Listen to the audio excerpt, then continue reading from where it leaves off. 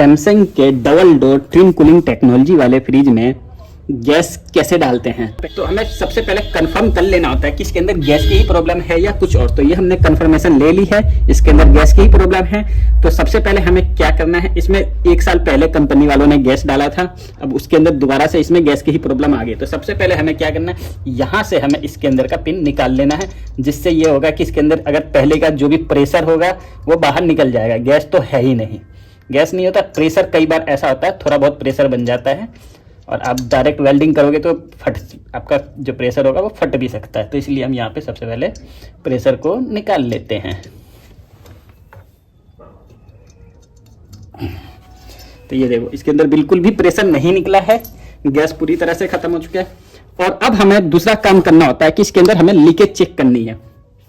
कभी भी हम किसी भी फ्रिज में गैस डालते हैं तो हमें सबसे पहले लीकेज चेक करना बहुत ज़्यादा ज़रूरत होता है, क्योंकि अगर आपने लीकेज नहीं चेक किया तो इसके अंदर दोबारा से गैस की प्रॉब्लम आ सकती है। तो यहाँ पर हम चेक करते हैं कि इसके अंदर लीकेज कैसे कहाँ है। लीकेज चेक करने का 2 ही तरीका होता है। एक तो हम जो टेक्नीशियन होता है, जो एक्सपीरियंस टेक्नीशियन होता है, वो देख के बता देगा आपको लीकेज कहाँ से। हमें लीकेज दिख रही है इसके यहाँ कंडेंसर कोयल के पास, यहाँ पे पूरे में ऑयल है, ये देख रहे हो ना, ये पूरा ऑयल ही ऑयल है।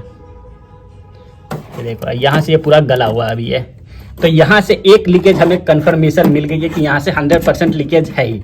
जहाँ से भी ऑयल फेंक रहा है आपका फ्रिज पीछे में, वहाँ से लीकेज मिलेगा आपको, ठीक है।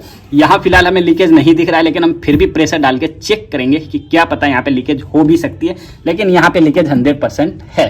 तो सबसे पहले हम करते हैं इसकी लीकेज को बंद, ठीक है। इसके बाद हम इसके अंदर डालेंगे गैस। तो लीकेज बंद करने के लिए ये एरिया हमें यहाँ से निकालना पड़ेगा, क्योंकि ये पाइप पूरी तरीके से गल चुका है, इस पाइप पे वेल्डिंग होने लायक नहीं है। तो हमें इस कंडेंसर कोयल को निकालने के लिए यहाँ पे हमें 4 नट लगे हुए हैं, 2 इस तरफ से और 2 पीछे की तरफ से। तो यहाँ पर हमें सबसे पहले इस पंखे को भी बाहर निकालना पड़ेगा। पंखे के यहाँ पर कनेक्टर है, ये देखो मैंने खींचा ना, ये कनेक्टर लगे हुआ है यहाँ पे, ये निकाल लिया हमने। और इसके यहाँ पर एक स्क्रू भी लगा हुआ है, हमें इस स्क्रू को भी खोल लेना है, पंखा बाहर आ जाएगा हमारा। इससे क्या होगा, स्पेस बन जाएगा हमें कंडेंसर कोयल को खोलने के लिए।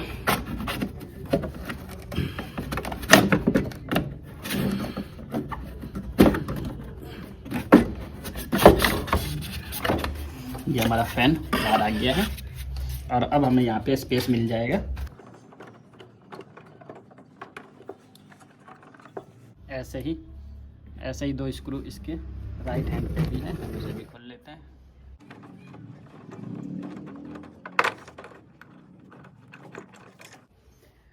हमने इसके चारों स्क्रू खोल लिए हैं। अब ये हमारा इजीली बाहर आ जाएगा कंडेंसर कोयल।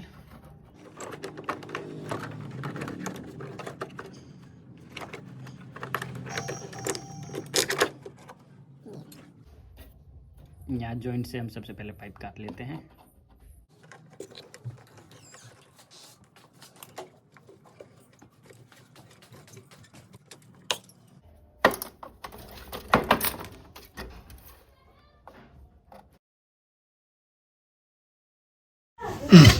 तो गाइज ये हमारा वाला कंडेंसर कोयल ये कामयाब नहीं हो पा रहा है। हमने कोशिश करी थी इसे ठीक करने की, पर ये नहीं कामयाब हो पा रहा है। उसका सबसे बड़ा कारण यह है कि ये एल्यूमिनियम का है और एल्यूमिनियम पे वेल्डिंग करना थोड़ा कठिन हो जाता है और साथ ही साथ उसकी लाइफ भी कम हो जाती है। अगर हम किसी तरीके से जुगाड़ करके इसको चला भी देते ना तो ये ज़्यादा समय तक नहीं चलता। हो सकता है अगले साल ये फिर से खराब हो जाए, या फिर हो सकता है ये अंडर वारंटी जो हम कस्टमर को 3 महीने से 6 महीने की वारंटी देते हैं, ये उसी वारंटी में ही खराब हो जाता है। तो हमने इसलिए कस्टमर्स को कहा है कि आप कोयल चेंज करें, और कस्टमर ने हाँ कर दी थी। तो हम अभी कोयल लेकर आए हैं, ये रहा। ये कोयल डी फ्रीजर वाला कोयल होता है। सेम कोयल हमें नहीं मिल रहा था मार्केट में, हमने कई जगह पे पता कर लिया है। तो इस कोयल को हम यहाँ पे लगा रहे हैं। देखो ये कोयल और ये कोयल में अंतर है, ये कोयल छोटा है, ये कोयल बड़ा है। और अब हमें सबसे पहले इसके पाइप को सीधा कर लेना है।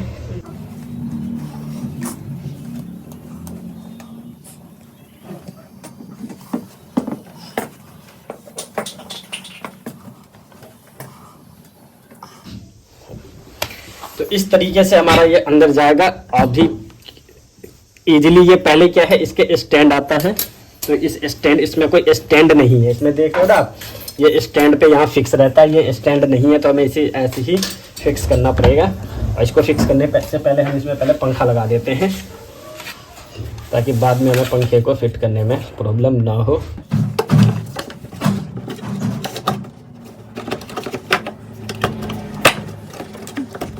हमारा पंखा फिट हो गया है।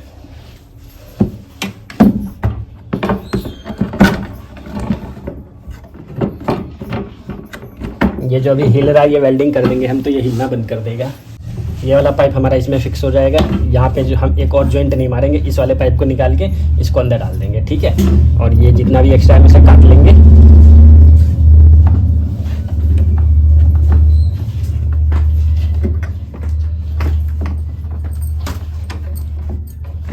ठीक उसी तरीके से यहाँ पे भी हम देखेंगे, यहाँ पे भी इसका एक जॉइंट है, तो हम यहाँ से इस वाले जॉइंट को बाहर निकाल के डायरेक्ट इसको जॉइंट लगाएंगे, ठीक है। मतलब हम ज़्यादा जॉइंट नहीं करेंगे। यहाँ पे हमें ये जॉइंट दिख रहा है तो हम इस वाले जॉइंट को निकाल के डायरेक्ट इसको लगा देंगे।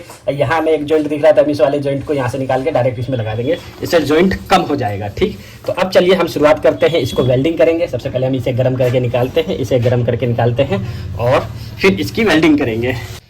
तो यहाँ पर हमने इसे काटा है, तो सबसे पहले हमें इसे सफाई करनी पड़ेगी, क्योंकि यह पेंट रहता है इसके ऊपर, डायरेक्ट इसके ऊपर वेल्डिंग नहीं चढ़ेगा। तो इसकी पेंट हमें उतारने के लिए हम इसे गर्म कर लेते हैं पहले।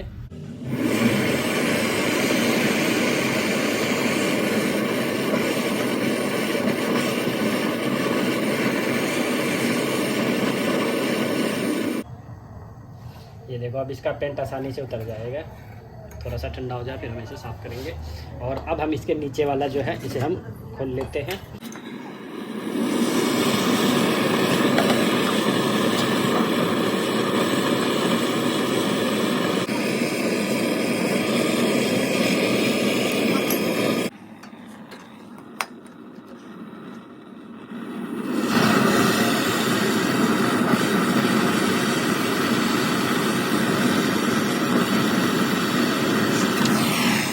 हमने यहाँ से भी जॉइंट निकाल दिया है और यहाँ से भी दोनों तरफ से जॉइंट निकाल दिया। अब इस वाले पाइप को इसमें और इस वाले पाइप को इसमें ऐड कर देंगे। तो सबसे पहले हमें इसकी सफाई करनी, क्योंकि इसके ऊपर पेंट है पहले का।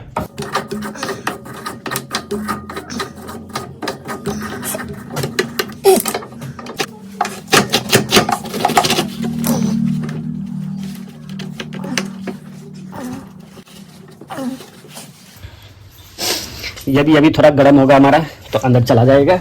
और इसको भी हमें गर्म करके ही अंदर डालना है, मतलब जब गर्म होगा जब ही अंदर जाएगा। और यहाँ पर हमारे पास ये भी लोहे का है और ये भी लोहे का है, तो यहाँ पर भी हमें फ्लक्स का इस्तेमाल करना है। फ्लक्स ये होता है जो लोहे और कॉपर की वेल्डिंग करता है, और लोहे की भी वेल्डिंग में।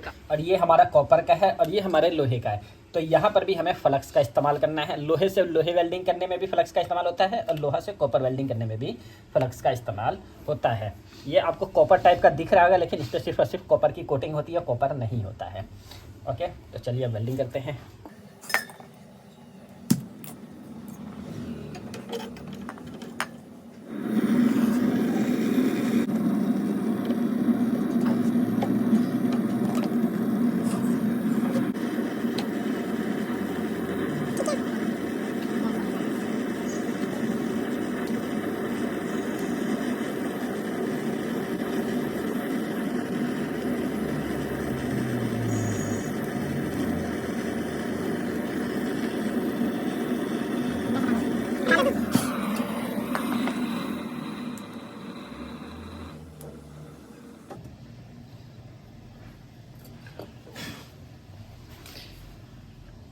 हमारा वो वाला वेल्डिंग कंप्लीट हो गया है। अब हम इसको वेल्डिंग कर लेते हैं।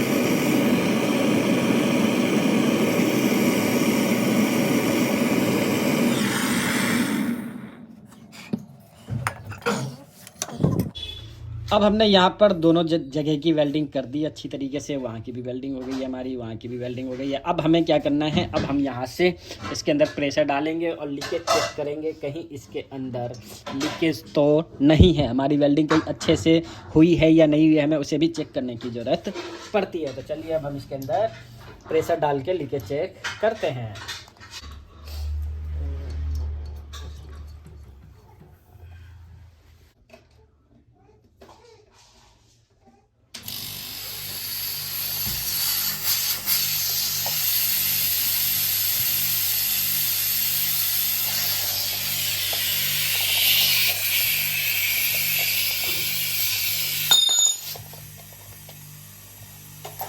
यहाँ पर हम प्रेशर डालने के लिए अपने इस कंप्रेसर का इस्तेमाल कर रहे हैं। ये हमारे एसी का कंप्रेसर है और मैं इसी कंप्रेसर का ही इस्तेमाल करता हूँ वैक्यूम करने के लिए या लीकेज चेक करने के लिए, क्योंकि इसमें काम थोड़ा जल्दी हो जाता है। तो इसके अंदर मैं अभी 150 प्लस प्रेशर डालूँगा। हमने यहाँ पर 200 प्रेशर डाल दिया है और 200 प्रेशर ये एयर होता है, ठीक है। अगर आपके मन में सवाल हो कि 200 प्रेशर क्या है, तो ये एयर है। और अब हमें इसमें सरफ पानी का घोल हमने तैयार किया है और अब हम यहाँ पे लीकेज चेक करेंगे, A to Z complete leakage check करेंगे। ज़रूरी नहीं कि जहाँ पे हमने वेल्डिंग किया है सिर्फ और सिर्फ वही लीकेज चेक करेंगे, हम और अदर जगह की भी लीकेज चेक करेंगे जहाँ हमने लीकेज वेल्डिंग नहीं किया है।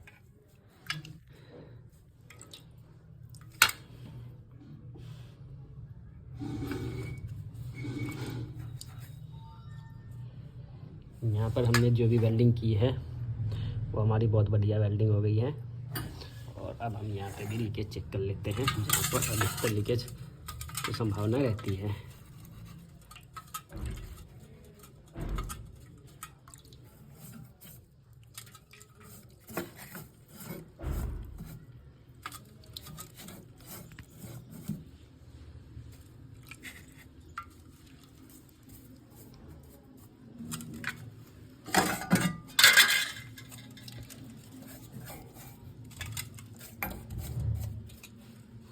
तो गाइस इसमें हमने सभी जगह पे लीकेज चेक कर लिया है और इसके अंदर एक और लिए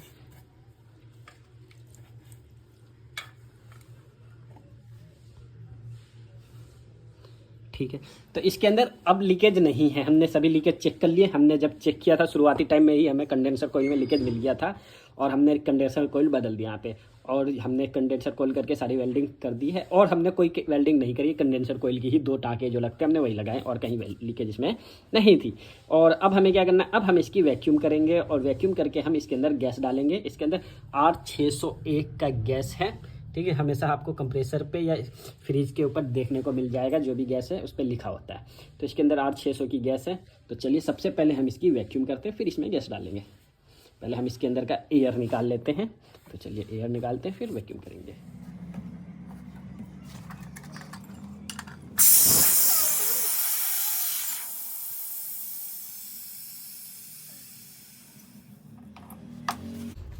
अब हम इसके अंदर पिन होल लगा देते हैं।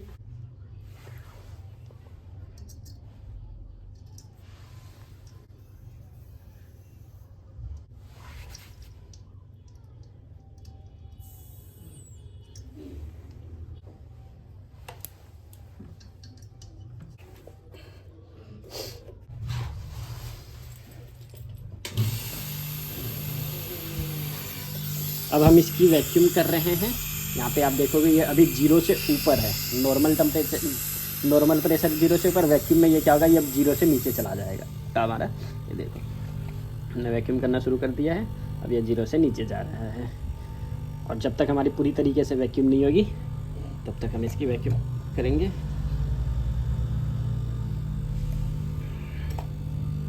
वैक्यूम करने का एक बेहतरीन तरीका ये होता है कि आप अपने कंप्रेसर पे जो प्रेशर पॉइंट होता है जहाँ से आपका वैक्यूम सक करके ये प्रेशर फेंक रहा है, वहाँ पर आपको यहाँ पे हाथ डाल के चेक करना है। जब यहाँ से प्रेशर फेंकना बंद कर दे, जब आप समझ जाओगे कि आपका वैक्यूम कंप्लीट हो गया है, ठीक है। तो ये हमारा बड़ा कंप्रेसर है, ये 1 से 2 मिनट में हमारी वैक्यूम पूरी तरीके से कर देता है।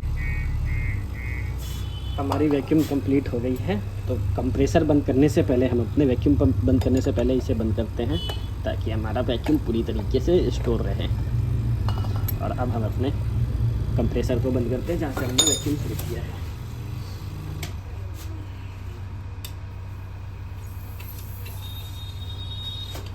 और इस वाले पाइप को हम अपने गैस सिलेंडर में लगा देते हैं। हमारा गैस सिलेंडर में लग गया और यहाँ से हम इसे ये देखो गैस ओपन कर रहे हैं। अभी इस वाले पाइप में हमारा क्या हुआ, एयर चला गया है, क्योंकि इस पाइप को जैसे हमने खोला एयर सक कर लेता है हमारा ये वाला पाइप, तो इसमें एयर चला गया। तो इसकी एयर निकालने के लिए हमें यहाँ से दूसरे वाले पॉइंट को हम यहाँ पे खोलेंगे, ऑटोमेटिक यहाँ से गैस निकलेगा। गैस निकलने से पहले यहाँ पे एयर निकलेगी, एयर के बाद हमारा गैस आने लगेगा, तो हम इसे रोक लेंगे। ये देखो हमारा गैस आने लगा, हमने इसे बंद कर दिया है, मतलब एयर अब हमने पूरी निकाल दी इसकी। अब हम इसमें गैस डाल दें। इसका स्टैंडिंग प्रेशर हम इसके अंदर 30 डालेंगे।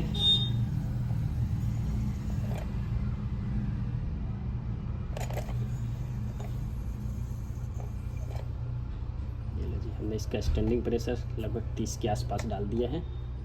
और अब हम अपने फ्रिज को ऑन करते हैं। हमने अपने फ्रिज को चालू कर दिया है। इसका कंप्रेसर चालू होने में थोड़ा टाइम लगता है, क्योंकि ये इन्वर्टर फ्रिज है। और जैसे ही हमारा कंप्रेसर चालू हो जाएगा, यहाँ पर हमारी फैन भी चल जाएगी और इसका प्रेशर भी डाउन आ जाएगा। तो इसका कंप्रेसर चल गया है, इसका प्रेशर देखोगे आप डाउन आ रहा है।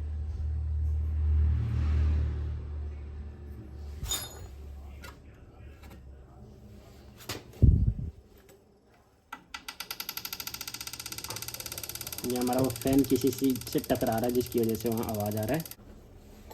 हम उसे अभी बाद में ठीक करेंगे। सबसे पहले हम यहाँ पे गैस डाल लेते हैं। देखो इसका प्रेशर अभी 0 से नीचे चला गया है, तो मतलब अब हम इसके अंदर और गैस डालने की ज़रूरत है। तो चलिए इसमें अभी हम और गैस डालते हैं।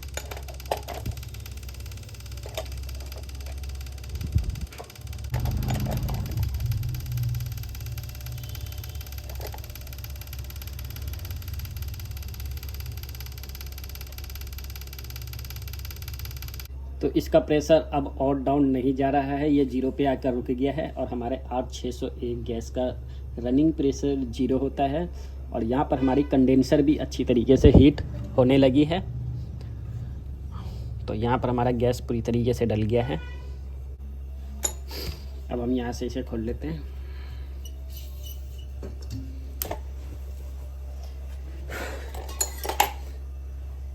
और इसका ढक्कन लगा देते हैं ये वाला। और हमारी ये कंप्लीट हो गई है। अब इसमें आराम से आप इसे चलाओ। अब इसके अंदर बर्फ़ सब जमेगा। ओके गाइस, तो इस तरीके से हम अपने फ्रिज को रिपेयर करते हैं। आशा करता हूँ आपको ये वीडियो समझ में आई होगी गाइस। अगर आपको कोई भी सवाल है इस चीज़ को लेकर, तो आप कमेंट बॉक्स में हमसे सवाल भी कर सकते हैं।